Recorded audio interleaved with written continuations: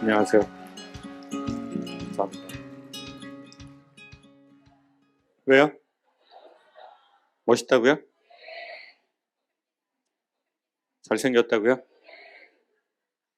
아까 그분은 계시네요. 저는 강연 소재를 사실 책으로는 공부해 본 적이 없고요.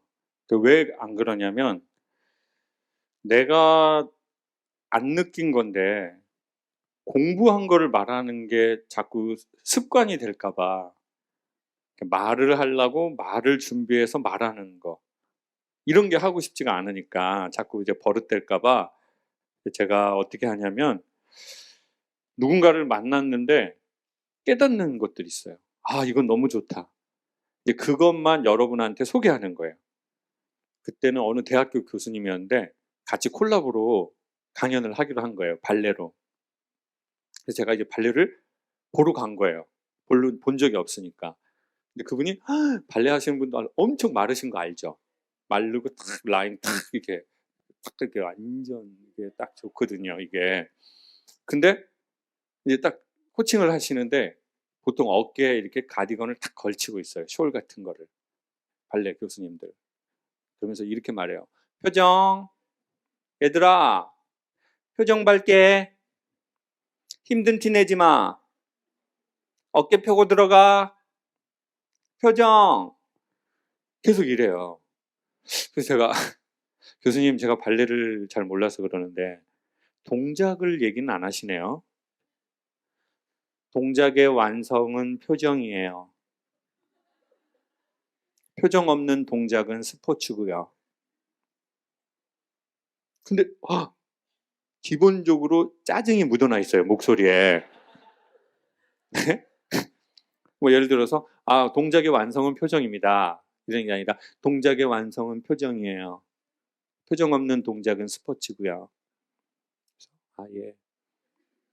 얘들아, 표정 밝게. 표정. 그리고 이제 끝나고 나서 교수님 방에서 같이 얘기를 나누는데 근데 이제 저보고 딱 앉으면서 이러는 거예요. 교수님, 발레가 되게 힘든 운동이고 스포츠예요. 왜 저희가 힘든지 아세요? 저희는 스포츠보다 또 힘든 게 있어요. 그래서 제가 왜 힘듭니까? 했더니 스포츠 힘들죠. 근데 스포츠는 힘들면은 힘들다고 말을 해요. 축구하다가 시발이라고 하죠. 사람들은 그때 뭐라고 하는지 아세요? 인간적이라고 말해요. 저 사람 참 인간적이다. 얼마나 힘들까. 저희는 계속 점프를 해요. 발레는 점프의 연속이에요. 점프, 점프. 점프가 힘들거든요. 근데 힘든 티 내면 안 돼요. 그게 발레예요. 힘든데 힘든 티를 내면 안 되고요. 오히려 더 경이로운 표정을 지어야 돼요. 그래서 힘든 거예요, 발레가. 그래서 제가 속으로 그래서 짜증을 많이 내시는구나. 이유를 알겠다. 아주 그냥. 근데 또 그러는 거예요. 저희가 또 왜 더 힘든 줄 아세요? 어떤 스포츠 종목들은요. 힘들게 운동하죠. 그리고 끝나고 맛있는 걸 엄청 먹어요. 그 제한이 없는 스포츠 종목이 있어요. 근데 저희는 기본적으로 몸으로 아름다움을 보여줘야 돼요. 그래서 매우 힘들게 일하고 힘들게 공연을 하고 먹는 걸 철저하게 통제해요. 그래서 힘든 거예요. 점프, 점프. 그래서 저분이 왜 저렇게 목소리에 짜증이 배어나오는지를 알겠는 거예요. 제가 보기에 인생은 발레 같아요. 발레리나가 춤을 잘 출수록요. 발레리노가 춤을 잘 출수록 뭘 잘해야 돼요? 점프. 영업도 뭐예요? 점프. 강연 잘하는 것도 뭘 잘하는 거예요? 점프. 사업 잘하는 것도 점프. 좋은 엄마 되는 것도 다. 신났네. 신나셨어요. 우리 아주 이쪽 분들 신났어. 점프, 점프. 점프를 잘하는 사람들은 잘한다고 하는 거예요. 영업도 잘하고 근데 더 잘하는 사람이 누군 줄 아세요? 힘든 일 하면서 힘든 티 안 내는 사람들은 칭찬하는 거예요. 엄마가 힘들죠. 근데 엄마가 힘든 티 내봐요. 사람들 다 싫어해요. 사업 힘들어요. 근데 집에 가서 힘든 티 내는 사람이 있어요. 아버지가 일 힘들게 하고 집에 가가지고 막 인상 쓰고, 아, 힘들어, 힘들어. 그러면 그 와이프가 뭐라고 해요? 회사 일 혼자 다 하고 지랄이냐? 두 번만 했다가는 아주 그냥 다 뒤지겠네, 씨, 아주 그냥. 그러니까 밖에서는 일을 겁나 열심히 하고 집에서는 티 안 내야 좋은 사람이라고 얘기 듣는 거예요. 아빠도, 엄마도. 사장도 힘든데요. 직원한테 힘든 티 안 내야 좋은 사장님이에요. 직원도 힘든데 힘든 티 안 내야 좋은 직원이라고 하고요. 그러니까 그 교수님의 말이 맞는 거예요. 힘든 티 내지 마. 근데 힘든데 어떻게 힘든 티가 안 나요? 또 참는 거죠. 근데 어떤 사람들은 끝나고 맛있는 걸 먹고 보상받는 거예요. 근데 문제는 힘든 일하고 힘든 티 안 내고 맛있는 것도 못 먹는 사람이에요. 그러니까 여러분, 인생을 산다는 것은 제가 보기에는 발레리노처럼 계속 삶에 점프를 해야 되거든요. 근데 힘든 티를 내면 안 돼요. 근데 그 힘든 티 안 내려면은요, 잘 먹어야 돼요. 마음에 좋은 거 먹어야 돼요. 근데 제가 그 교수님하고 얘기 나누면서 엄청 좋은 걸 하나 배웠어요. 이 교수님은 이런 말을 하는 거예요. 우리가 예체능을 애들이 하려고 할 때 제일 먼저 물어보는 게 뭘까요? 그런 대가를 만나면? 맞아요. 교수님은 딱 보시면 아시죠? 재능이 있나요? 이거 얘가 해도 될까요? 근데 와, 그분들은 전문가더라고요. 딱 보면, 저희는 다 알죠. 딱 보면 사실 저희는 아는 게 있어요. 손 여기에서부터 여기 길이가 있대요. 그럼 그 길이의 비율을 다 아시더라고요. 다 알겠죠. 이렇게 스치면 딱 알아버려요. 근데 그거를 궁금해가지고 계속 물어본 거예요. 단장님, 이 아이는 몸이 이렇게 발레할 애인가요? 어떻게 이게 되나요? 시켜야 될까요? 유학 보내도 돼요? 투자해야 되나요? 예고 합격할 것 같아요? 부모도 저도 계속 그걸 물어봐요. 근데 그분이 진짜 물어본 두 가지가 있거든요. 근데 이렇게 해요. 알죠. 저희는 다 보이죠. 수십 년을 했으니까. 근데 아이한테 제일 먼저 뭘 물어보는 줄 아세요? 네? 아, 비슷하시네요. 이렇게 물어봐요. 얘야, 초등학교 6학년이에요. 너 발레할 때 기분이 좋니? 되게 친절하게. 너는 발레가 왜 하고 싶어? 발레가 왜 좋아? 응? 이렇게 물어봐요. 그리고 저희한테 또 그러는 거예요. 부모들한테. 어, 발레는 아무나 하는 건 아니잖아요. 신체의 비율도 있어야 되고 주상도 있어야 돼요. 선생님, 발레라는 거는 그게 있어요. 그게 있는데 발레는요, 발레의 핵심은 사실은 기본적인 몸이 되면 몸매가 아니에요. 두상도 아니고요. 발레는 계속 잘 될 수가 없어요. 중간에 힘든 일이 와요. 그리고 나보다 잘하는 애들이 생겨요. 근데 그때 발레를 계속하게 하는 것은 내가 발레를 하고 싶다는 그 아이의 마음이에요. 내가 어려워도 이 발레를 하고야 말겠다. 그게 발레 인생의 핵심이에요. 저 속으로 인생하고 참으로 비슷하구나. 강사가 되고 싶습니다. 강사가 될까요? 안 될까요?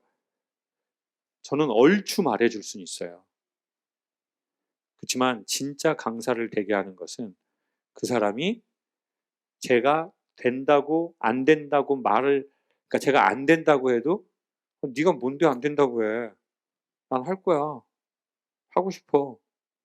그러면 그 사람은 될 확률이 높아요. 그리고 안 되더라도 그 사람은 그 과정을 통해서 인생의 다른 것을 배워버려요. 근데 그분이 너무나 좋은 얘기를 또 해주시는 거예요. 선생님, 발레가 힘들어요, 어려워요 이러면서 쭉 이렇게 말하는 게, 발레라는 것이요, 여러 직군이 있어요. 같이 군무를 하는 사람, 그 다음에 또 실력이 더 뛰어나게 되면 솔리스트를 해요. 근데 솔리스트 그 다음이 발레에는 또 있어요. 그게 뭘까요? 솔리스트 다음보다 더 출중한 실력을 뭐라고 해요? 프리마? 프리마요? 커피 타먹는 거 프리마? 프리마 돈나. 프리마 돈나가 누군지 아세요? 솔리스트가 누군지 아세요? 자기 혼자 멋지게 춤을 출 수 있는 사람이 솔리스트예요. 근데 성악에서는 그게 끝이에요. 성악에서는 보통 합창단 아니면 솔리스트예요. 그 다음은 별로 뭐 이렇게 말하지 않아요. 근데 발레에는 그 최상급이 있다는 거예요. 그건 바로 프리마돈나. 정의는 뭐죠? 남자 무용수와 함께 춤을 출 수 있는 사람. 엄청 감동적인데 아무도 놀라지를 않네요. 아, 합이 안 맞는 분들이 오셨네요. 여러분, 아까 그 바구니에, 그리고 사람들이 가장 많이 하시고 궁금해하는 삶의 질문은요, 남자 여자와 함께 삶의 춤을 추는 게 어렵다는 거예요.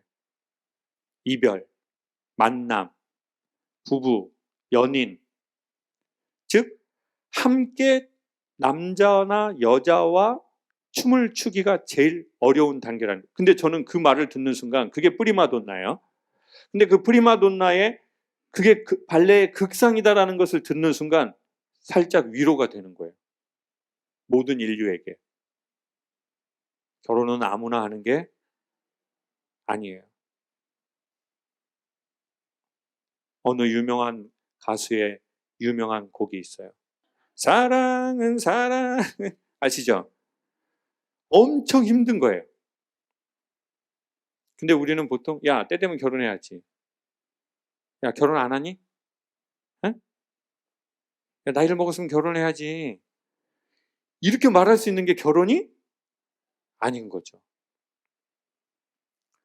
결혼은 보통 누가 해야 건강하게 할 수 있냐면요, 솔리스트 능력보다 더 출중한 능력을 갖춘 자만이 남자 무용수와 여자 무용수와 함께 춤을 춰서 아름다움을 연출해낼 수 있다는 거죠.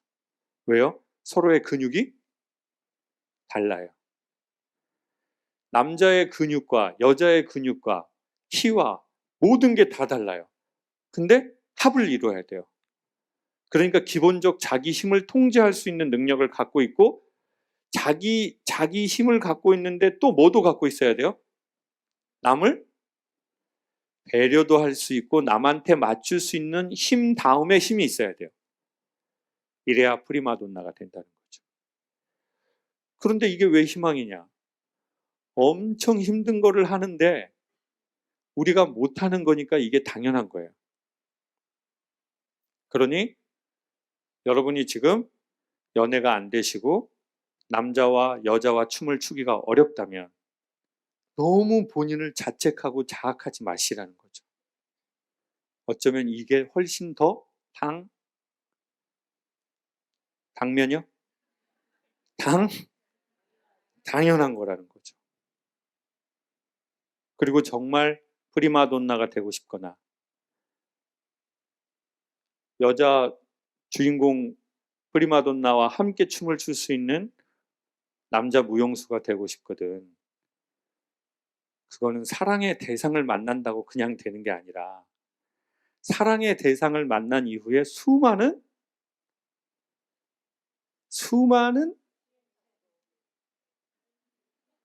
우리 어머니 시행착오, 맞아요.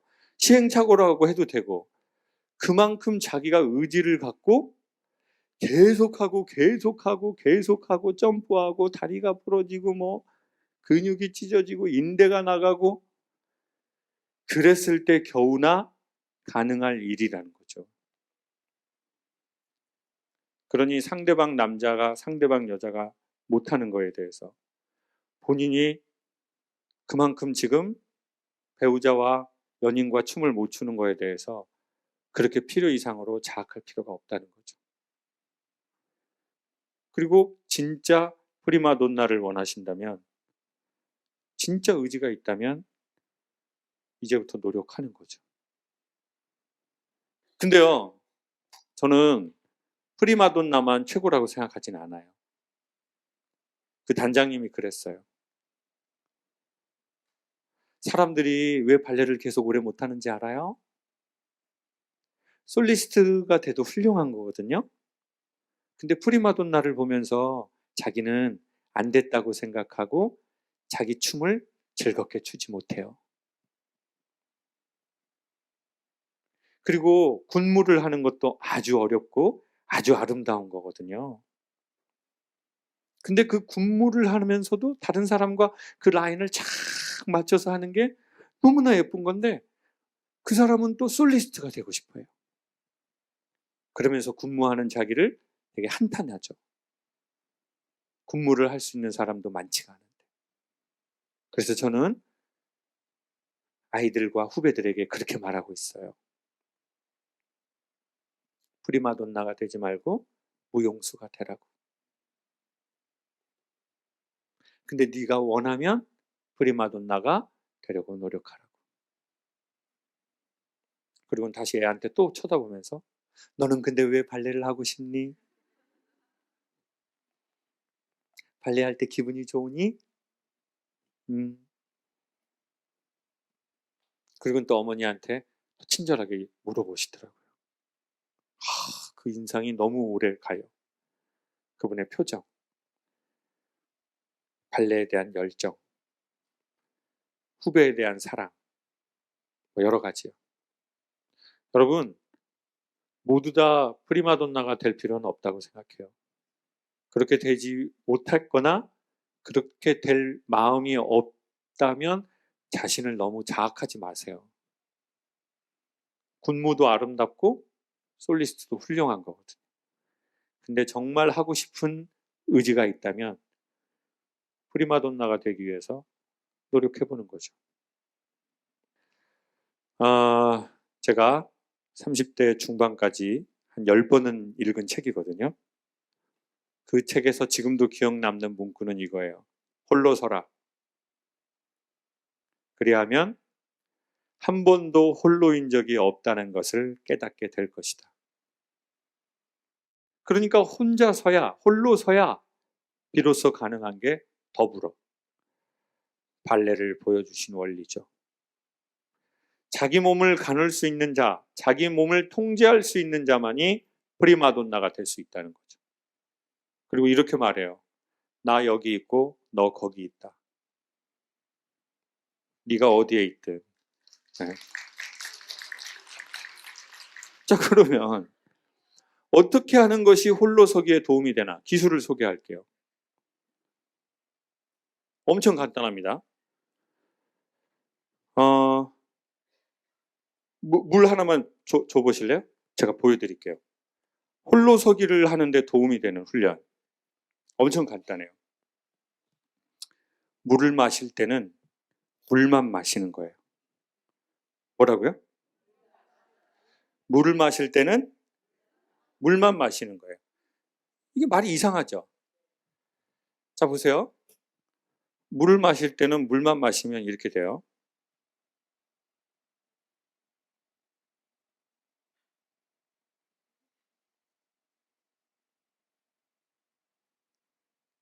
여기까지. 이게 물이 매개가 되어서 사람의 몸을 이렇게 바닥으로 내리는 상태예요. 그러면 인간은 고요해지거든요.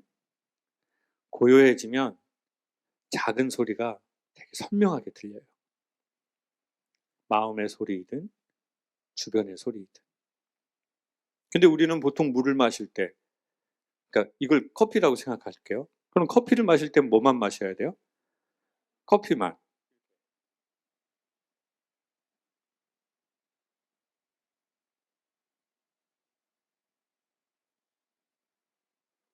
이렇게요. 근데 우리는 커피를 마실 때 생각을 한다고요.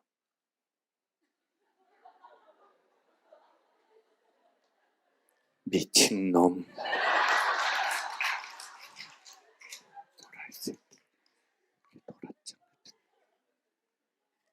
뭔 말인지 알겠죠? 커피를 마실 때 커피를 마신 게 아니에요. 커피를 통해서 근심을 마신 거예요. 커피를 통해서 생각을 마신 거예요. 그러니까 큰 스님들이 그 뭐 대단한 문제를 물어봐? 차나 한잔 하고 가지. 이런 대사 있죠. 그게 무슨 말인 줄 아세요? 야, 뭐 이렇게 생각이 많니? 숨 한숨 내려봐. 넌 이미 해답을 알걸? 증명하지 않은 것일 뿐이지. 그러니 여러분,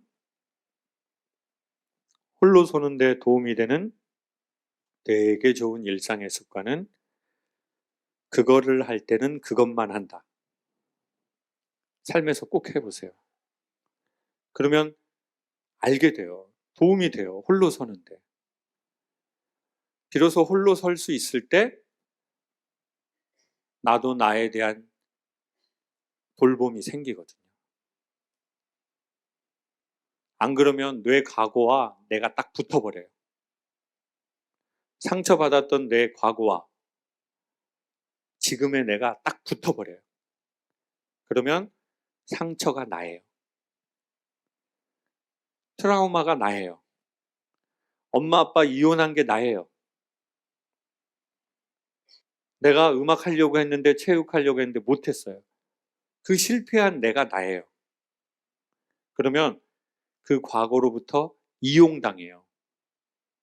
인생은 실패한 것도 실수한 것도 모자란 것도 받아들일 수 있는 힘이 있잖아요. 되게 인간적으로 매력 있고 상처가 잘 먹으면 나무와 같아요.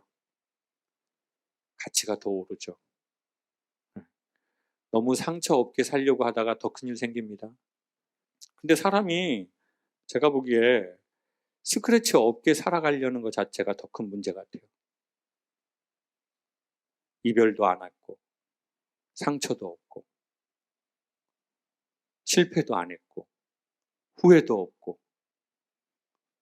그러니까 후회할 짓을 했으면 좀 후회하셔도 괜찮아요. 아우 나는 후회는 안 해. 나는 그런 건 안 해. 난 자존심 빼면 시체야. 지방 좀 있고. 이런 모습처럼 보기 추잡한 게 없다니까요. 왜냐하면 왜가 이 말씀을 드리냐면 저희 아버지가 지금 수술하러 오셨잖아요. 아버지 이제 병원 수술하러 오셨는데 혼자 못 걸으시는 거예요. 예? 왜냐하면 연골이 나갔거든요. 그래서 제가 엄마 이렇게는 못해. 아버지 지팡이를 들여. 아니면 이렇게 끌고 가는 걸 하든지. 그랬더니 안 한다. 안 해. 너그 애비가. 하고 왜 안 해? 저러다가 딱 넘어지시면 큰일 나는데. 쪽팔려서 안 한댄다. 아버지가요 84인데 창피하다고 지팡이를 안 짚겠대요. 제가 속으로 대급박을 까져 보셔야 아직은 힘이 있으시구만 우리 아버지. 생각을 많이 했어요. 여러분 세상에서 진짜 일정 시간이 지나면 쓰잘데기 없는 게 자존심이요.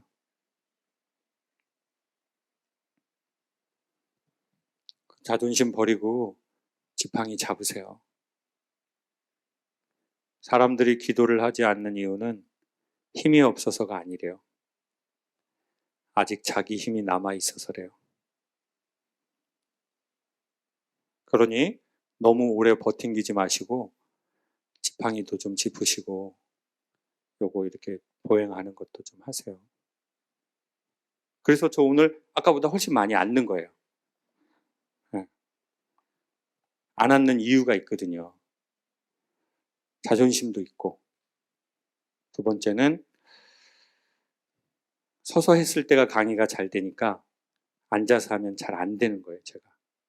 어색해서요. 힘들면 의자에도 좀 앉으시고, 지팡이도 좀 짚으시고, 보행기도 좀 짚으십시오. 이미 몸이 너무 힘들어지셨다면. 오늘은 여기까지 하겠습니다.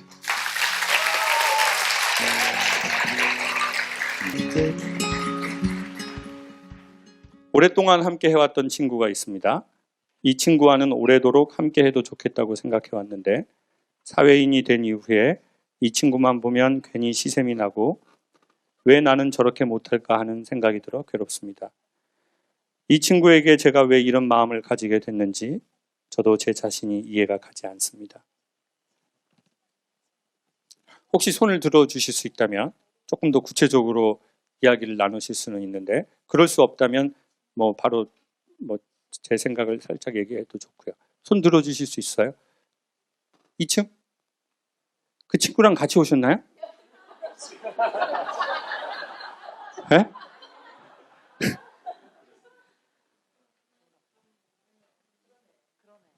네, 그래요. 그러면은 이거는 저는 이런 생각이 조금 드는 것 같아요. 제가 성악을 전공했잖아요. 근데 이제 저는 결국 성악을 못했어요. 왜냐하면 늘 말씀드리지만 저는 노래를 좋아했는데 사람들이 제 노래를 좋아하지 않았어요. 남 얘기니까 웃죠? 남 얘기니까 기쁘죠? 웃기죠? 예. 여러분도 당하길 바래요. 이?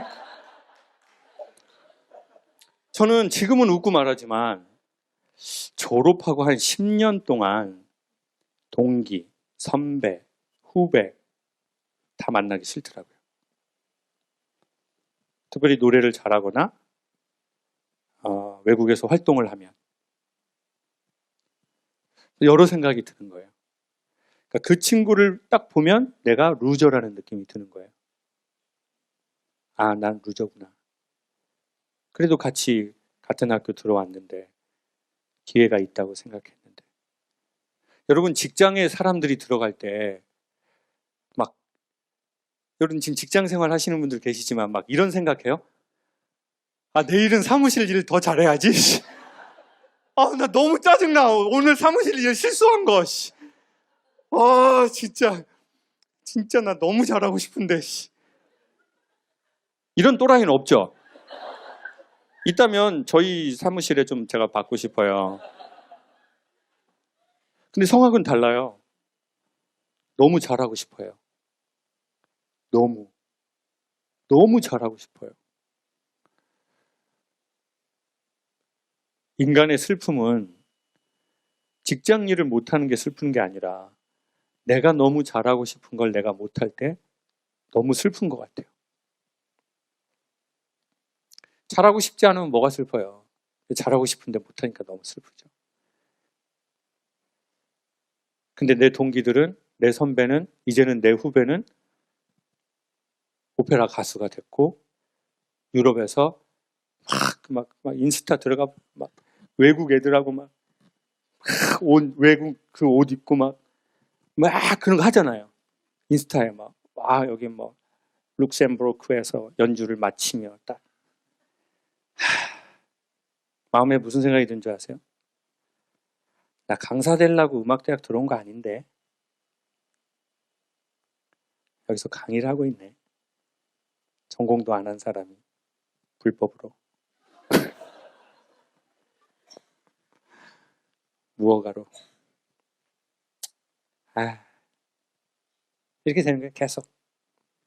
그러니까 그런 사람 만나고 싶지가 않는 거예요. 근데 어느 날인가 저랑 되게 친하게 지내던 학교 다닐 때부터 너무 친했고 내가 좋아했던 이태리에 가서 너무 연주를 잘하게 된 친구가 유튜브에 그 노래가 딱 올라왔는데 너무 좋은 거예요. 야, 얘 진짜 노래 잘하네.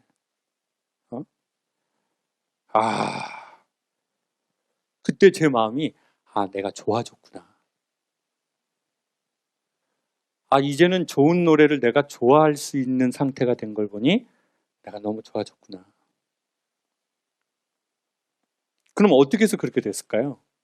전 제 마음을 10년 동안 돌이켜보니 이런 거예요. 우리는요, 희한하게 이런 게 있는 것 같아요. 자본주의 세상, 한국은 자본주의죠. 자본주의에서 성공에 보이지 않는 기준은 포지션하고 소유래요. 영향력. 네. 너는 어떤 위치니? 너 뭐 타고 왔니? 여기 올 때 벤츠 타고 오신 분 계세요? 선생님? 핸드폰 교환할래요? 번호? 우리? 자, 나머진 지하철? 안녕히 가세요. 자, 이런 세상이에요. 무슨 말인지 아시겠죠? 자본주의 이 세상에서, 특별히 미국의 영향을 받은 자본주의 국가에서 행복과 성공의 기준은 포지션과 소유래요. 그래서 우리는 포지션이 높거나 경제적인 무언가를 차지하면 나도 성공했다고 생각하고 그런 사람을 보고 성공한 사람이라고 말을 하는 때가 있었어요. 요즘은 많이 달라졌지만. 근데 제가 딱 그 기준으로 나를 보는 거예요.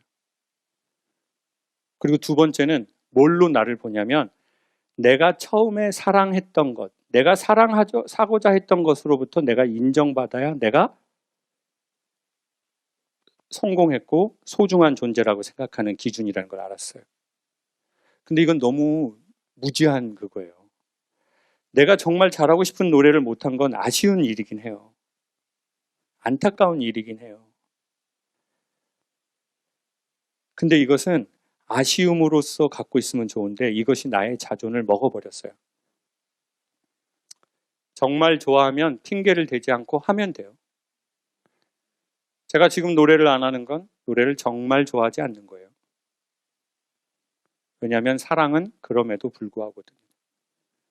그래서 못했다면 그건 사랑이 아니죠. 근데 어떻게 해야 다른 방향으로 흘러가는 줄 아세요? 지금 아니라는 걸 인정하고 받아들일 때. 근데 우리가 왜 인정하지 못하냐면 이런 마음이 있어서인 것 같아요. 나는 이거를 못했으니 난 실패자고 나는 삶으로부터 거부당한 거야. 난 소중하지 않아. 이런 말도 안 되는 이상한 고리가 있어요, 사고에. 그러니 나하고 같이 시작했을 때 때로는 나보다 나중에 시작했던 사람이 나보다 더 잘 되는 걸 볼 때 자기 안 되는 게 너무 보이니까 속상한 거예요. 누군가가 그랬어요. 메시지가 싫으면 메신저를 미워하거나 공격한다고.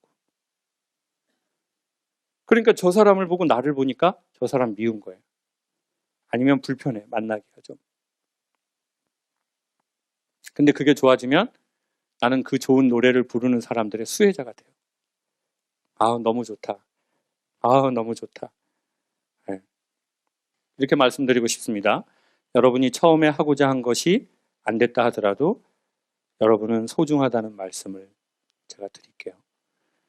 그러니 음악을 시작했는데 음악이 안 됐거나 건축을 전공했는데 결국은 건축을 못 하시거나 정말 결혼하고 평생 사랑하고 싶은 사람이 있었는데 그 사람에게 거절을 당했거나 그 사랑이 이루어지지 않았다고 하더라도 우리의 가치가 떨어지는 것은 아니라는 말씀을 꼭 드리고 이 말이 여러분 마음에 믿어졌으면은 약간 종교 느낌으로 가네요.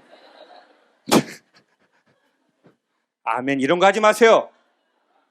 절 다니는 사람도 있는데.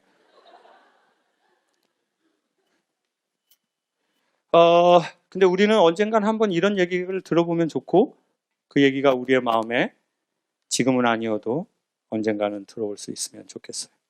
제가 그랬던 것 같아요.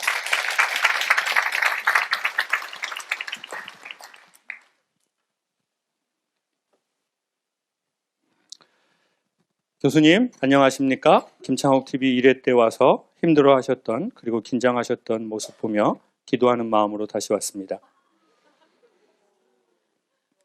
저희 신랑도 개척하고 비슷한 시기에 새로 시작하는 교수님께서 어떤 마음과 어떤 상황이실지 궁금했는데 2회 때도 조금 지난 지금도 어떻게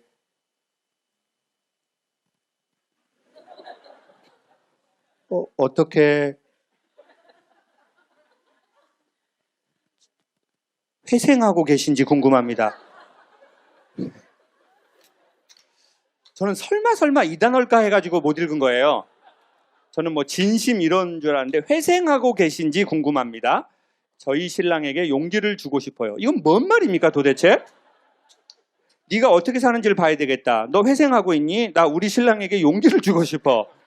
아주 이기적이신 분이 오셨네요. 저를 미끼 상품으로 남편에게 희망을 주려는 이런 분. 지만 아는 분, 이런 분. 자, 근데 뭐 이런 말씀 드리고 싶더라고요. 그러니까 제가 아까도 저희 후배분하고 그런 얘기를 서로 잠깐 했는데 제가 이거를 시작하는데 6개월을 불편한 마음으로 준비했거든요. 근데 그 불편한 마음의 근원이 어디에서 왔을까를 계속 생각했어요. 근데 그 첫 번째는 뭐 저번에도 말씀드렸지만 다시 말씀드릴게요. 제가 잘하려고 잘하고 싶더라고요. 그리고 외람된 얘기지만 포프리쇼보다 더 잘하고 싶은 거예요. 그게 제 마음에 딱 있는 거예요. 아, 나 잘하고 싶어. 네? 나 더 잘할 거야. 그리고 두 번째는 광고료가 달린 문제잖아요. 그 포프리쇼가 마지막에 했을 때 광고료가 꽤 나왔었어요. 그러니까 이게 돈이 되는 거예요. 이 유튜브를 한다는 게. 돈이 되려고 시작한 게 아니었었어요. 근데 어느 날 보니 돈이 된 거예요. 그러니까 이제 머리가 돌아가는 거예요. 구독자가 이 정도에 뭐 좋아요 이만큼 누르고 조회수가 얼마면 돈이 되네. 그러니까 그 생각이 저한테 싹 들어온 거예요. 그러니까 계속 안 되는 거예요. 그리고 세 번째는 돈이 너무 많이 드는 거예요. 그러니까 마음이 더 힘든 거예요. 솔직히. 그리고 제가 알았어요. 이런 힘든 마음으로는 장사 안 된다. 첫 번째, 내가 행복하지 않고, 두 번째, 내가 행복하지 않으면 내가 하는 이 모든 행위는 거의 안 된다. 그럼 어떻게 해야 하나? 어떻게 해야 하는지 어떻게 지침을 받은 줄 아세요? 제가 지금 전국 투어 콘서트 하는 거 아세요? 왜 이렇게 화가 나서 대답을 하세요? 근데 그 전국 투어에서는 오보에 연주자분이 오셔요.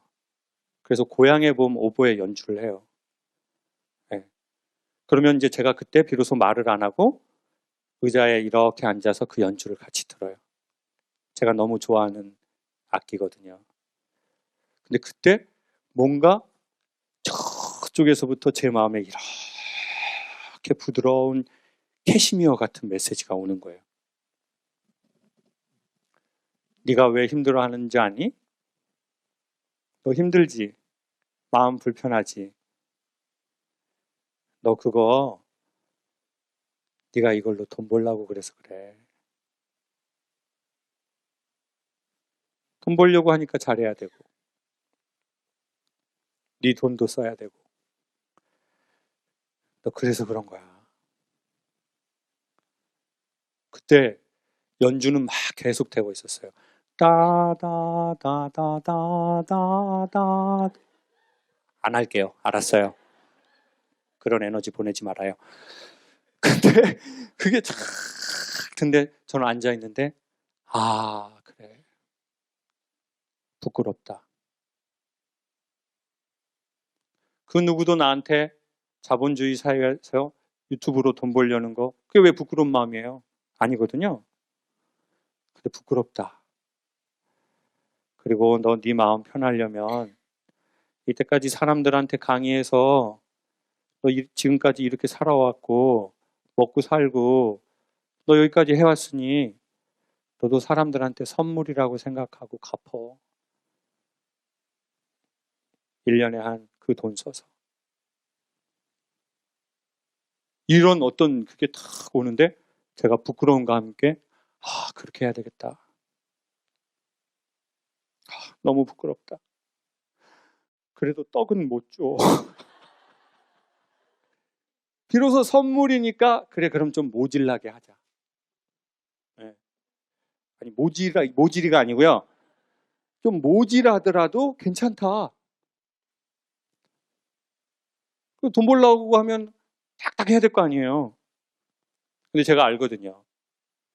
모자라도 괜찮아라고 할 때 신들림이 있다는 걸. 제가 잘하려고 할 때 신이 안 들리거든요.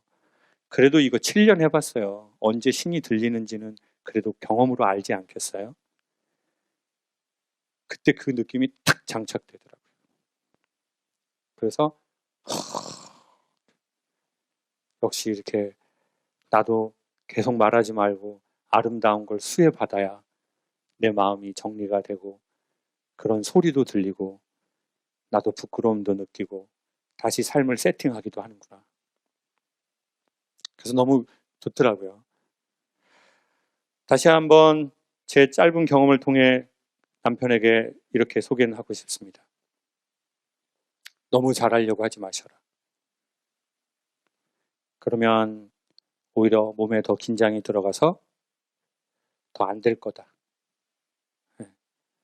그리고 때로는 너무 나만 먹으려고 하는 게 있으면 우리 몸엔 또 힘이 들어간다. 오히려 나도 8개 먹었고 7개 먹었으면 2-3개는 아니면 1개라도 1개라도 주자. 너무 늘 내가 먹고 내가 늘 먹고 내가 잘 되고 더 잘 되고 여기서 더 잘 되고 여기서 또 더 잘 되고 그러는 마음에는 신들림이 없다. 신이 들린다는 건 아까 그 호흡이에요. 이런 거. 신들림이 없으면 이런 말은요. 이거 다 쓰잘데기 없는 말이에요. 그리고 여기까지 와서 들을 필요도 없는 말들. 그냥 책으로 보는 게 훨씬 낫죠. 그러니 부디 마음의 평화가 찾아오시길 제가 빌어드리겠습니다. 감사합니다.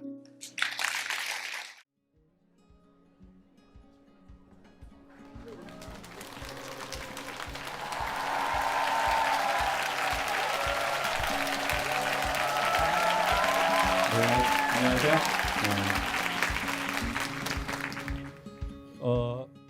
지난달 그 방송을 보시면 아마 제가 그때도 복대를 차고 했던 것 같아요. 디스크 수술을 한 지 이제 2달이 돼 가요. 시술을 한 7번 받다가 잘 안 됐어요. 그리고 나서 이제 그 수술을 할 때 뭐 아시는 분은 아시겠지만 저는 누나가 4명 있어요. 그리고 친엄마가 1명 있고요. 이렇게 좀 여자들 밑에서 살았어요. 근데 제가 이제 수술을 하기 전 2시간 전에 저희 누나 중에 1명이 저에게 온 문자를 오늘 소개하면서 강연을 시작할게요. 이건 뭐 진짜입니다. 저는 뭐 거짓말 치는 거 이런 거 강연에서는 이게 뭐 과장되게 이런 거 말하지 않고 진짜만 제가 말씀드릴게요. 또 누나의 프라이버시가 있기 때문에 이름은 얘기는 하진 않겠습니다. 동생, 누나가 많이 아프다. 사람들이랑 만나면 숨쉬기 힘들게 가슴이 아프고 눈물만 나고 밤에는 죽을 것처럼 가슴이 답답해. 억울하고 사람 만나는 게 매우 힘들어. 조카하고 조카 아빠 이제 매형에게는 말을 했대요. 동생 병문안은 미안하지만 오늘 못 갈 것 같아. 혼자 여행을 좀 다녀올까 해. 시간이 좀 지나고 쉬면은 괜찮아질 거는 같아. 그래서 제가 답장을 이렇게 했어요. 오랫동안 숨을 참고 살았으니 어디 가고 싶은데 가서 조금 있다가 와. 그리고 가족이기 때문에 마지막 메시지를 보냈어요. 계좌번호 불러봐. 누나가 바로 답이 1002 634. 저는 이 메시지를 받으면서 두 가지를 생각했습니다. 첫째, 아직 죽을 때는 아니구나. 아주 심각한 상태는 아니구나. 그리고 두 번째, 누나가 말하고 사람들하고 관계 맺는 방식을 바꾸지 않으면 이번 여행 한번 어디 갔다 온다고 좋아지진 않을 텐데, 다시 재발할 텐데. 그래서 메시지를 그랬어요. 누나, 뭔가 사람들과 관계 맺는 방식, 거창하게 말하면 누나가 사는 방식을 바꾸지 않으면 또다시 이런 일이 올 거야. 누나가 또 답장을 그렇게 했어요. 이번이 벌써 세 번째야. 가족들이 걱정할까 봐 말을 안 한 거죠. 저는 누나가 왜 그렇게 됐는지 좀 알겠더라고요. 누나는 목사님의 와이프예요. 근데 처음에는 엄청 큰 교회의 수석 부목사님의 와이프였어요. 그래서 그때는 나쁘게 하면 그 위치의 맛을 누릴 수 있는 사람이었어요. 근데 누나는 그런 걸 좀 싫어했어요. 그래서 사람들한테 더 고개를 숙였어요. 이렇게 막. 보통은 어느 정도 위치가 되면 이렇게 안녕하세요 이렇게 한다고요. 근데 누나는 그게 싫으니까 안녕하세요. 네. 근데 교회가 크니까 알아보는 사람이 많으면 어떻게 해요? 그렇게 해야 될 사람이 엄청 많잖아요. 네. 이렇게. 여러분, 전 강연할 때요. 강연의 효과가 있으려면 어떻게 해야 되는지는 좀 알거든요. 그리고 제가 좀 편안하게 말하려면 어떻게 해야 되는지를 최근에 알았어요. 제가 편안하게 말하려면요. 지금 이 말투로 해야 제가 편안해요. 지금 이 정도로. 근데 아까 제가 사전에 나와서 사전 진행할 때는 어떻게 했어요? 훨씬 어떻게 했어요? 훨씬 업돼서 말하죠. 근데 전 그렇게 말하는 게 별로 좋지 않아요. 정확하게 말하면 그렇게 오래 말하면 피곤해요. 그냥 이렇게 말하고 싶어요. 근데 이렇게 말하려면 웃길 수가 있어요, 없어요? 좀 드럽게 재미없죠? 봐봐요. 뭐 이렇게 비속어 써줘야 웃어요, 또. 그럼 또 댓글에 나와요. 왜 비속어 쓰냐? 샹. 저도 댓글 달고 싶어요. 네가 뭔데 나한테 이래라 저래라 지적질이냐?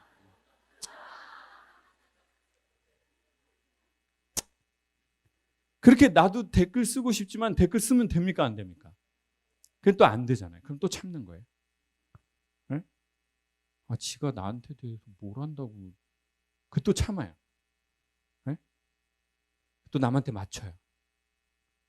근데 그렇게 큰 교회에 있다가 외형이 뭐 교회 개척 그런 거 알죠? 어디 상가 이런 데 해가지고 막 2층에 막 밥 주고 막 점심에 막 그런 거. 근데 이제 그러면 이제 사람 몇 명 없잖아요. 그러니까 또 한 사람이 또 귀하니까 또 안녕하세요. 네, 지사님.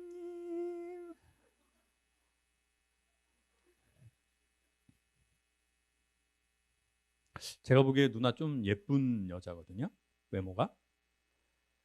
근데 예쁘게 꾸미려고 안 하는 것 같더라고요. 왠지 아세요? 그 교회 다니시는 분은 알겠지만 너무 목사님 사모님이 예쁘고 예쁜 옷 입고 다니고 좋은 거 하고 다니면 교인들이 좋아해요, 싫어해요? 싫어해요. 사모님이 너무 예쁘고 잘 차려입은 거 싫어요. 여러분 정도가 딱 좋다고요. 지금 여러분 정도가. 이런 게 아주 은혜로운 외모야. 은혜로운 외모. 이런 옷들. 아주 어떤 시기가 없고 질투가 없고 예? 싸움이 없고 그냥 종교로 하나 되는 이런 옷들. 여러분 다 뭐 목사님 사모님들은 아니죠 지금. 그러니까 이제 더 가리는 거예요. 몸매 드러나는 옷도 입으면 안 되고, 노출되는 옷도 또 입으면 안 되고, 화장도 너무 예쁘게 해서도 안 되고. 그러니까 계속 눈치를 보고 맞추는 거예요. 근데 그런 사람들이 있어요. 자식일 때는 부모 눈치 보고 맞추고, 부모가 돼서는 자식들 눈치 보고 또 맞추고, 어려서는 아빠가 보수적이어서 아버지한테 맞추고, 결혼해서는 남편한테 맞추고, 자기의 영혼의 발 뒤꿈치를 들고 이렇게 남한테 이렇게 계속 맞추는 사람.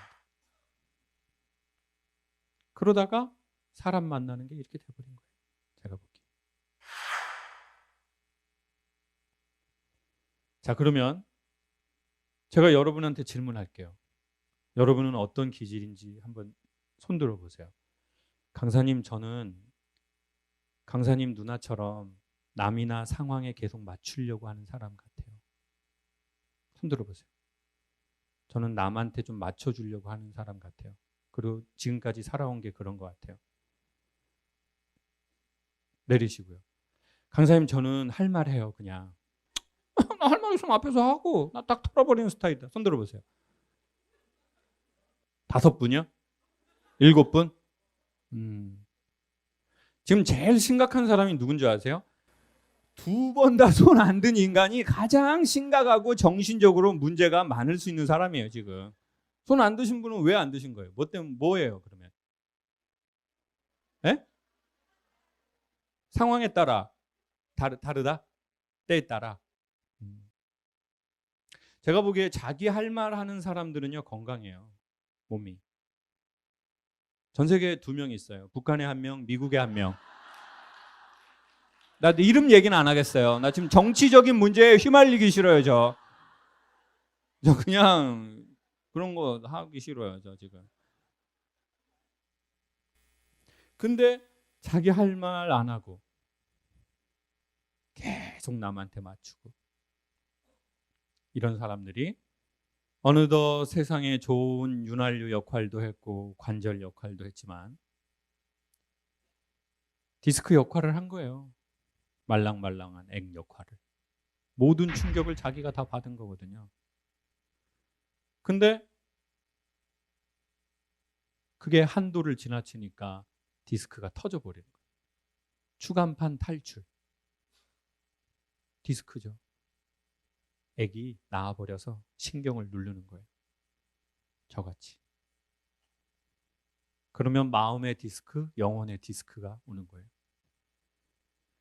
중심이 아프면 모든 게 다 싫어요.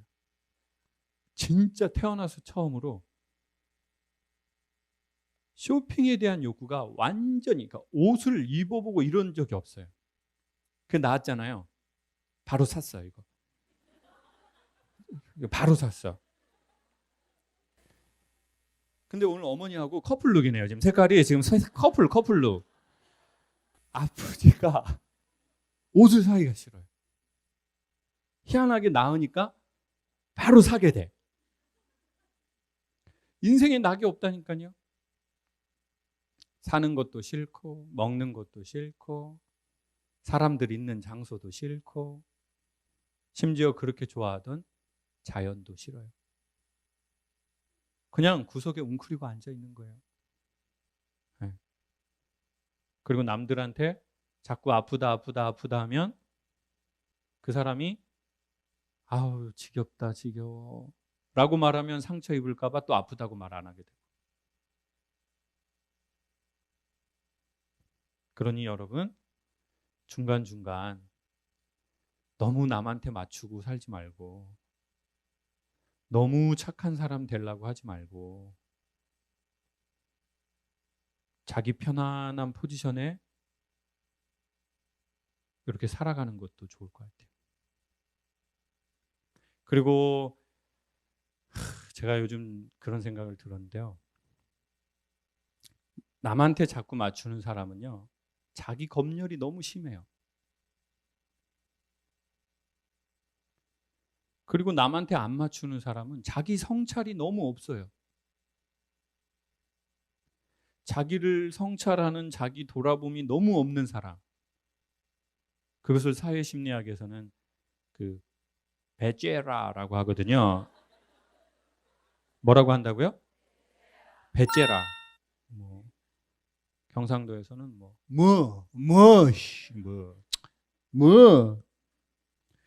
그러니까 자기 성찰이 너무 없다고요. 내가 어떻게 살아왔는지, 어떻게 사람들한테 살고 있는지. 마치 이 홀이 저희가 돈을 좀 더 써서 뭘 하기로 했어요. 그게 뭐냐면 여기에 지금 모니터 스피커가 없죠. 그래서 여러분한테 나가는 소리는 괜찮을지 모르는데 제가 들리는 소리는 꽤나 좋지는 않은 홀이에요. 그래서 이 모니터 스피커를 이제 두기로 아까 제작진하고 얘기를 한 거예요. 얼마라고 할까요? 이거 스피커 두 개 하고 하는 거. 30여? 예? 200만 원이요? 0.5요? 뭔 그런 전문적인 단어를 써요. 지금 0.5는 어디에서 나오는 말이에요, 지금? 돈이 꽤 들더라고요. 근데 감독님, 뭐 매니저님들하고 그랬어요. 돈 쓰더라도 모니터 스피커는 두자. 내 소리가 내가 들려야지. 여러분 돈 좀 쓰더라도요. 내가 어떻게 사는지는 중간중간 확인하는 게 좋을 것 같아요. 안 그러면 새로운 사람을 만나든 새로운 회사를 가든 계속 비슷한 일이 벌어질 수 있으니까요. 그래서 여러분이 여기 오신 것도 사실은 어떻게 보면 자기 성찰의 한 종류예요. 여러분 강연 듣다 보면은 처음에는 제 얘기를 해서 제가 보이지만 나중엔 누가 보여요? 여러분이 보이죠? 보여요? 예? 예? 안 보여요? 보이죠? 그게 좋은 강연이라고 제 주댕이로 말하긴 그렇지만 예? 우리가 어떤 책을 보거나 어떤 강연을 듣거나 그게 좋은지 안 좋은지 확인할 수 있는 것 중에 하나는요. 그 사람을 보고 내가 보이는 거예요. 그래서 내가 어디로 나가야 될지 방향을 내가 정하게 하는 거고 그때 나한테 힘을 좀 더해 주는 거예요. 그 책이나 강연이나 그 종교가. 네. 그러니까 자기가 보여야죠. 왜냐하면 삶의 주체자는 자기니까. 그러니 내가 너무 자기 성찰을 안 하는 건지 아니면 정신에 큰 문제가 오는 대부분의 사람은 자기 예? 감면이요? 예? 검열. 맞아요. 자기 검열이 너무 심한 사람인 거죠. 검열이라는 말은 그러면 어떻게 뉘앙스로 해석하면 좋을까요? 제가 보기에는 사랑이 없이 스캔하는 과정이에요. 그걸 저는 검열이라고 말하고 싶어요. 자기에 대한 애정과 사랑이 없이 자기 삶을 계속 스캔하는 거예요. 너 어떻게 살았어? 너 이게 지금 맞는 것 같아? 응? 너 이렇게 해가지고 계속 될 것 같아? 똑바로 못하겠어? 이렇게 해서 이혼할 수 있겠어? 정신 바짝 차려. 그 사람은 왜 자기한테 그렇게 사랑 없는 자기 스캔을 한 걸까요? 가장 큰 이유는 뭘까요? 여러 가지 이유가 다 맞지만요. 그 중에 가장 큰 하나는 자기의 선대, 즉 자기의 부모나 자기의 어른들이 이 아이를 볼 때 사랑으로 봐주지 않은 경우에 그 많은 경우를 경험하다 보면 그렇게 될 확률이 되게 높은 것 같아요. 내 부모가 나를 그렇게 대해주지 않은 거죠. 그 언어로.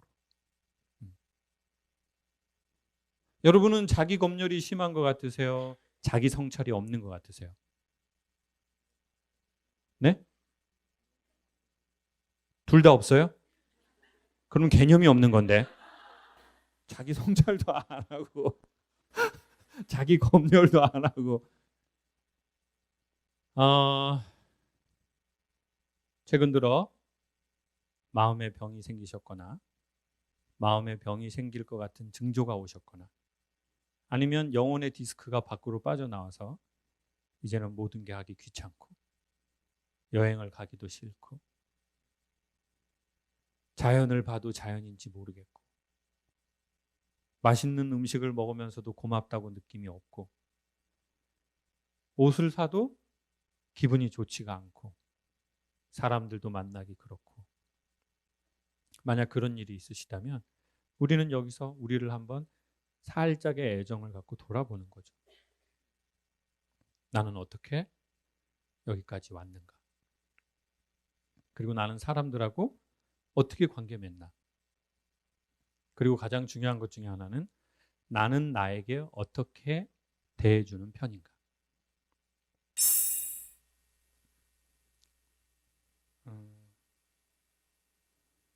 근데 여러분 뭐 죄 짓고 온 분들은 아니죠? 좀 분위기가 막 좋았다가 막 지금 표정이, 아니 제 표정이 이런 게 아니라 지금 여러분 표정이 그렇다고요. 지금 1, 2층이 다 어두워요 지금. 제가 쓰잘데기 없는 말 할 때만 웃고 제가 진중한 얘기를 하면. 근데 이것도 제가 왜 이렇게 됐나 봤더니요, 제가 남의 눈치를 엄청 좋게 말하면 잘 보고, 그러니까 관객의 눈치를 계속 보는 거예요. 재미가 없나? 지루한가? 어떻게 해야지? 내가 여기서 어떻게 해야지? 그 원인도 알게 됐다니까요. 어려서 엄마한테 가장 많이 들은 말 중에 하나는 엄마하고 살래? 아빠하고 살래? 아니면 고아원을 갈래? 였어요. 에? 그게 애한테 할 질문입니까? 예? 뭐라고요? 엄마하고 살래? 아빠하고 살래? 아니면 고아원 갈래? 그러면 이제 애가 그 말이 나오기 전부터 눈치를 볼 거 아니에요. 이거 상황이 어떻게 되는 건가? 이게 뭐 아빠 쪽으로 붙어야 되나 엄마 쪽으로 붙어야 되나, 이거 난 차라리 새엄마가 나은 것 같은데, 상황이 어떻게 되는 건가 이게 지금. 이거 아빠가 들어올 때 도망을 가야 되나 아니면 들어와서 도망을 가야 되나, 어떻게 하는 게 덜 혼나는 거지 이게. 내가 어떻게 해야 되는 거야 이거 계속. 그러니까 제가 눈이 더 커진 거예요. 원래는 눈이 이만했었어요. 이만했는데, 예? 상황을 파악해야 되니까. 그래가지고 올빼미처럼 커진 거라니까요. 근데 그게 나중에 그 눈치가 나의 건강한 자존을 갖게 되면은 센스가 되거든요. 근데 나이 먹고 눈치로 계속 남는 사람이 있어요. 분위기는 잘 맞추겠지만 억울해지겠죠. 어느 날 내가 없는 것 같고, 내 역할만 있는 것 같고, 그럼 나는 누구지? 여러분, 우리는 어디에 있는지 한번 생각해 보면 좋겠어요. 나는 자기 검열이 너무 심한 사람인지, 아니면 자기 성찰을 너무 안 하고 항상 문제를 내 주변과 환경에 있다고 하는 스타일인지. 그러면 자기 성찰을 안 하면 대부분의 문제의 원인을 자기 환경에서 찾거든요. 진짜 내가 어떻게 이런 회사만 들어가게 되냐. 내가 어떻게 진짜 이런 걸 또 만나네. 찾았어 봐. 수금지와 목도 쳐내며 9수인가? 지금 어떻게 되는 거지? 3제인가? 이거는 재수의 문제보다는 내가 살아가는 방식에 더 큰 그게 있는 것 같아요. 제가 이제 강연을 하다가 방송을 좀 하게 됐지 않습니까? 처음에는 이런 강연장에 강연을 방송을 했습니다. 그래서 이렇게 앞에서 말하고 카메라가 이렇게 딱 정해져서 저를 찍는 거였었어요. 근데 이제 시간이 지나면서 예능 같은 게 이렇게 제안이 들어오고 한두 번씩 하면서 이제는 1박 2일, 많게는 2박 3일 동안 이제 카메라가 계속 사람을 따라다니는 거예요. 그리고 저는 지금도 이렇게 달고 있는 이 핀 마이크를 보이게 또는 보이지 않게 계속 차고 있게 되더라고요. 그러면서 흔히 말하는 그 방송계에서 그런 잔 사고 이런 거 있지 않습니까? 뭐 이걸 킨 채로 화장실을 가거나 뒷담화를 까거나 그리고 이제 그게 워낙 방송용 고급 마이크 시스템이다 보니까 다 들어가 버리는 거예요. 그리고는 어떤 방에 들어가면 고프로를 한 6개, 7개를 달아놔요. 정말 리얼한 모습을 잡기 위해서. 그러면서 이게 한두 시간 정도는요, 어떤 느낌이 드냐면 되게 내가 연예인이 된 것 같은 느낌이 들어요. 마이크도 찾지, 누가 와서 이렇게 딱 달아주시지, 그리고 어디를 가면 막 카메라 막 3, 4대가 나를 보고 있지. 그런데 이게 한나절이 지나고 하루가 지나고 2박 3일이 되기 시작하잖아요. 그러면 대부분 실수가 나옵니다. 이거 나중에 문제되는 거 아니야? 그리고 6명, 5명이서 여행 가잖아요. 다 마음에 맞을 수가 없잖아요. 하루가 지나면 패가 나뉩니다. 그래서 꼭 어떤 사람에 대해서 험담할 거리가 생깁니다. 그런데 이게 24시간 거의 가까이, 심지어는 잘 때도 리얼하게 일어나는 모습을 찍으려고 카메라를 놨기 때문에 이거를 몇 번 하고 며칠을 하다 보니까 이상한 노이로제가 이렇게 조금씩 생기는 거예요. 네. 그리고 자꾸 확인하게 되고 덜컥 놀래게 되고, 내가 하는 말을 어디서부터 이게 녹음된 거지? 이제 이러다 보니까 사람이 말을 좀 거르게 되는 거예요. 그러니까 좋게 말하면 조심하는 거지만 다르게 말하면 피로감이 점점 쌓여가는 거예요. 그러다가 그런 생각이 들더라고요. 방송은 끝나면 끝이지만 인생에 이렇게 집요하게 따라붙는 그 무엇이 있는 느낌이 드는 거예요. 그게 뭘까? 나를 집요하게 계속해서 찍어대는 그 무엇. 나를 계속 따라다니면서 내가 어디에 가든 저를 지켜보는 그 느낌이 있는 거예요. 사실 제가 이제 강연을 어떻게 시작하게 된 거냐면 그것에서부터 해방된 기분을 느끼고, 그리고 이제 해방됐기 때문에 제가 좋아진 게 있거든요. 그래서 이제 누군가도 나처럼 이런 해방을 맞이할 수 있으면 좋겠다. 그러면 그 사람은 삶이 이렇게 달라지겠지. 그러면 이걸 해봐야 되겠다 라고 생각을 하고 시작한 거거든요. 그 카메라 마이크가 뭐였던 것 같냐면요, 전 열등감이었던 것 같아요. 각 지역마다 우리가 아는 그런 뭐 명문, 흔히 말해서 그런 게 있을 수 있잖아요. 솔직히. 네. 대학도 있고. 저는 오연 고등학교를 너무 가고 싶었어요. 근데 중학교 때부터 오연 중을 갔으면 좋았는데 그때는 뺑뺑이 돌리는 거였는데, 이제 딱 돌려가지고 이렇게 볼이 탁 나와서 번호 적힌 학교로 가는 건데 오연 중을 가고 싶었는데 저는 동중이라는 데를 가게 된 거예요. 제 뜻대로 된 게 하나도 없어요. 그 뺑뺑이부터. 그러니까 이게 동중 다니면서 오연중을 지나가서 동중이었거든요. 그러니까 항상 부러워하면서 보고 지나다니는 거예요. 그리고 저는 이제 공업고등학교를 나왔고, 지금 생각해보면 저랑 제일 잘 맞는 거는 저는 예체능이나요, 아니면 공예품을 만드는 뭔가 그것도 저랑 좀 잘 맞는 것 같아요. 근데 제가 고등학교 간 전공은 전자과 나왔습니다. 맨날 땜하는 거예요. 납땜. 설계도 만들고. 정말 저랑 일도 안 맞는 거예요. 그리고 정말 못하는 거예요, 제가. 그러니까 계속 뭘 못하다 보니까 뭐가 낮아지냐면 자존이 낮아지는 거예요. 사람이 뭔가 좀 잘한다 뭐 이게 좀 필요한데 내가 봐도 나는 못하니까. 그래서 자격증 시험도 떨어지고, 기능사. 그러니까 자존감은 계속 낮아지죠. 그리고 또 이제 한두 번 말씀드렸지만 여러분 고등학교 때 돈 뺏겨 보셨어요? 돈은 보통 누구한테 뺏기죠? 선배한테 뺏겨요. 저는 동기에게 뺏겼어요. 그게 더 치욕스러운 거예요. 그 학력에 대한 열등이 저한테 있었던 것 같아요. 그러니까 이제 서울에 와가지고 강연을 할 때 제가 제주도 사람이라고 말하잖아요. 그럼 제주도 사람들은 되게 독특하게요. 딱 와가지고 하나만 물어봐요. 제주도 사투리로.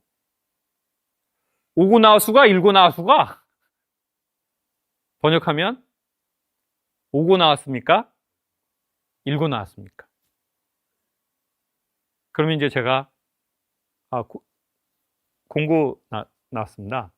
이러면 실제로 그분들이 그렇게 받는지 안 받는지는 모르겠는데 저는 그렇게 느끼는 거예요.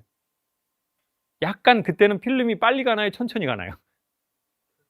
천천히 가면서 약간 이렇게 사선으로 보면서 공고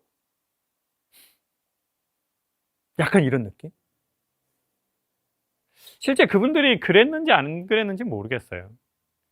아니면 제 안에 있는 열등감의 상이 그분들이 하나 정도를 그 느낌을 가졌는데 제가 100개를 갖고 있으니 순간 곱하기가 해서 100이었다고 느꼈는지 모르겠어요. 확실한 건 열등감은 제가 보기엔 곱하기 같아요. 내 안에 0이잖아요. 그럼 남들이 100으로 봐도요 0이 돼버려요. 그런 시선을 느끼지 못해요. 근데 내 안에 100이 있으면 남들이 그렇게 2개만 느껴도요 200처럼 느껴져요. 나 그 대학 가고 싶은 게 아니라 다른 대학 시험 봤는데 떨어져서 그 대학 간 거. 나 이혼했는데. 나 이런 상처가 있는데. 대학교 4학년 때 여자친구를 사귀었는데요. 그 친구는 피아노과 학생이었어요. 근데 저한테 엄마를 안 소개시켜 주더라고요. 제가 열등감이 이제 아주 가득할 때였는데요. 저 이제 경희대학교 음악대학 나왔거든요. 그러니까 저를 소개 안 시켜주니까 무슨 생각이, 제가 정말 못난 놈처럼 말도 했습니다. 야, 내가 한의대였으면 소개시켜줬겠지, 너. 왜? 성악가니까 창피하니? 졸업해가지고 진로 불투명하니까 좀 소개시키기 그렇지. 그냥 사실대로 말해. 그게 편해. 이런 못난 놈. 네. 자, 그렇게 말했습니다. 결국 그 여자에게 이별 통보를 받았죠. 그리고는 자기가 상처받지 않으려고, 거봐, 세상이 이런 거야. 지금 생각하면 참 부끄럽네요. 근데 사람들이 저한테 이렇게 말하더라고요. 아니, 강사님은 강연도 이제 하고 세바시 같은 데도 많이 나가고 텔레비도 나갔으니까 열등감 없어진 거 아니에요? 강연계에서는 그래도 어떻게 하면 강사 될 수 있어요? 그런 질문 꽤 받지 않겠습니까? 그리고 대한민국의 꽤나 큰 극장에서 1000명, 2000명 콘서트도 수십 번 해봤거든요. 근데 그때마다 뭘 느낀 적이 있냐면요. 야, 되게 아이러니하게 오페라 하우스에서 되게 많이 하거든요. 근데 그 오페라 하우스에 주인공으로 나 혼자만 서 있잖아요. 1시간, 2시간을. 그럼 주인공이 됐다 이런 생각이 드는 게 아니고요. 나 여기서 노래하려고 15년 준비했었는데 결국 노래를 못하게 됐네. 결국 이 자리에 서서 말하고 있네. 중요한 건 이걸 할 거라고 생각도 안 했는데도 아니고, 나 이거 하고 싶지 않았는데도 아니고요. 더 큰 게 뭐였냐면요. 나 정말 하고 싶었던 게 있었는데 결국 그걸 못하게 됐네. 그러니까 인간의 열등감은 제가 보기엔 어떤 포지션에 국한되지가 않는 것 같아요. 자기가 원하지 않는 곳이라면 아무리 괜찮은 곳에 있어도요, 그 열등감의 시초가 되더라고요. 그러니까 자기가 원하는 게 명확하게 있는 사람일수록 열등감에 취약하더라고요. 다른 사람이 보기엔 상대적으로 괜찮은 위치에도 있고 괜찮은 소유도 있는데 내가 원하는 게 아니었으니까. 그래서 저는 그 열등감이 저를 오랫동안 카메라처럼 수십 년 따라다닌 것 같아요. 여러분을 오랫동안 따라다니는 카메라는 어떤 거 혹시 있으세요? 혹시 이 얘기를 할 때 여러분이 느껴지는 게 그게 있다면 제가 보기엔 우리 인생에서 한 번은 생각해 볼 만한 주제 같아요. 그리고 그 카메라는 너무 오래 따라다니잖아요. 사람을 정말 피곤하게 하거든요. 이랬거나 저랬거나 고맙게도 그런 것에서 많이 해방됐습니다. 그리고 나는 어떻게 거기에서 좋아졌을까? 내가 이 위치에 있다고 생각했습니다. 나의 사회적 위치나 소유물이, 지식이, 영향력이. 근데 이게 일로 올라가잖아요. 그러면 당연히 수직적으로 보면 요 밑에가 있고 또 위에가 있는 거죠. 근데 어느 날 제가 작은 깨달음을 얻었는데요. 우주는 수직이나 수평이 아니라는 거예요. 우주는 입체라는 거예요. 줄 세우기가 아니라는 거예요. 위로든 옆으로든. 우주는 3D, 4D. 그런데 내 의식이 인생에 수직이거나 수평적 의식을 갖고 있더라고요. 인간의 존재에 대한, 가치에 대한 그런 깨달음이든 인식이든 그게 되면서 훨씬 많이 자유로워진 것 같아요. 그럼 자유의 결과는 뭐냐? 나보다 잘하는 사람 인정이 되고 그 사람한테 배우는 게 너무 내가 혜택을 받는 느낌이 드는 거예요. 그리고 나보다 못한다고 생각하는 그 경우의 사람이나 현상에 대해서 내가 무시하지 않고 존중하고 그분들에게 어떻게 하면 내가 먼저 알게 된 것들을 소개해서 이쪽으로 이렇게 소개를 할까라는 그 마음에서 인간이 찾아오는 어떤 평화가 있더라고요. 그 자유의 핵심은 외부의 세계에 대한 것도 있지만요. 마지막으로 제가 소개드리고 싶은 건 뭐냐면 내가 잘했을 때 거만해지지 않고 내가 못할 때 내가 나를 업신여기지 않는다는 거예요. 그때 어린아이 같이 된다고 합니다. 그때 비로소 인간이 어린아이 같아지는 거죠. 저기 신촌에 있는 어느 학교에 가면 독수리 한 마리 이렇게 있고 그 밑에 대리석에 문구가 써여 있습니다. 그 문구는 뭐냐면 아시는 분은 아시겠죠? 네. 진리를 알지니 진리가 너희를 자유케 하리라 라는 문구입니다. 저는 비단 이 문구를 종교적으로만 해석하고 싶지 않고요. 세상에 정말 괜찮은 이치를 알면 우리는 우리를 얽어매는 이러저러한 우리 삶의 실존적인 것들로부터 우리의 생각이, 우리의 의식이 자유로워질 수 있다고 생각합니다. 그 알매 좋은 통로들을 온라인이든 오프라인이든 많이 만나시기 바랍니다. 몇째예요? 삼남의 1년. 제일 큰 딸이요. 삼남? 일남 2녀에. 부모님이 결혼을 몇 번 하셨어요? 아니 이제 우리 그런 거 자유로워져야 돼. 우리 그런 거에 얽매여서 안 돼요. 그런 거에 얽매여서. 삼남? 아니요, 일남 2녀의 큰 딸이요. 누구예요 당신은 도대체? 아까는 분명히 삼남 1녀 나만 들은 거 아니죠? 여러분도 다 들었죠? 저 강아지도. 당황했다고요? 네, 강아지가 포함됐어요. 아 강아지가 포함됐어요? 또라이가 오셨구나! 강아지를 포함해가지고 헷갈린다는 거 나 처음 듣네.